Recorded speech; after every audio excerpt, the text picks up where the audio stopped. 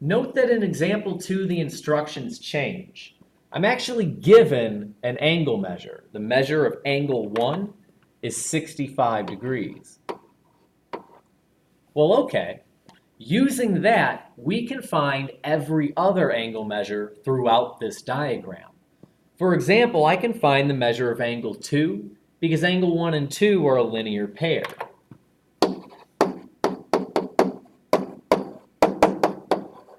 A linear pair is supplementary, they add up to 180, and I know the measure of angle 1 is 65. So I can use that to help me find the measure of angle 2. All I need to do is subtract the 65 from both sides, and I'll find that the measure of angle 2 is 115.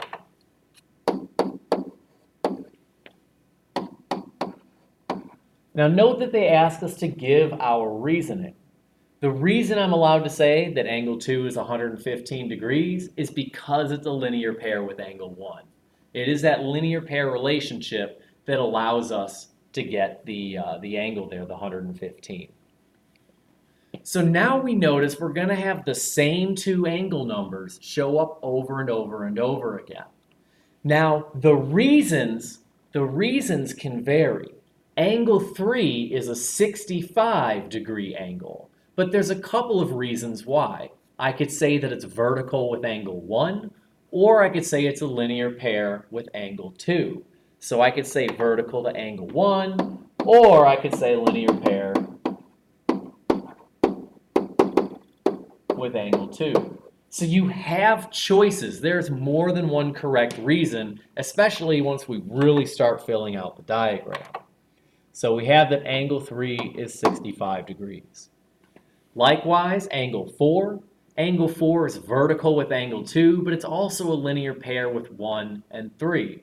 So we have a ton of reasons why it could be 115 degrees. I'm just going to use vertical. As we jump down to the bottom of this diagram, angles 5, 6, 7, and 8, we get even more options because now we can use words like corresponding, alternate interior, etc. So angle 5, well, angle 5 is corresponding to angle 1. If I erase everything here, notice they are in the same position relative to the transversal. They're in the upper left-hand corner.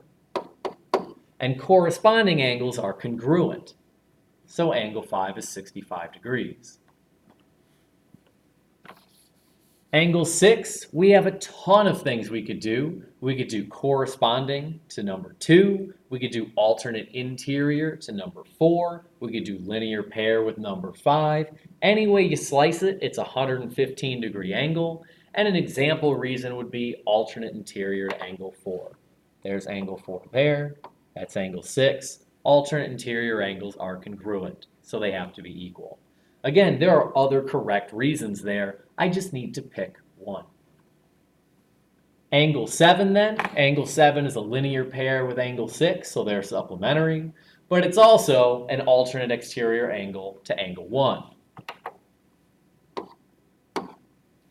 In addition to that, it's vertical with angle 5, consecutive exterior with angle 2, and so on and so forth. Last but not least, we get angle 8, and angle 8 is 115 degrees because it's a consecutive exterior to angle 1 amongst about 5 other reasons. So we have lots of choices when it comes to these reasons. It's not quite like a proof where you have one valid reason for each statement.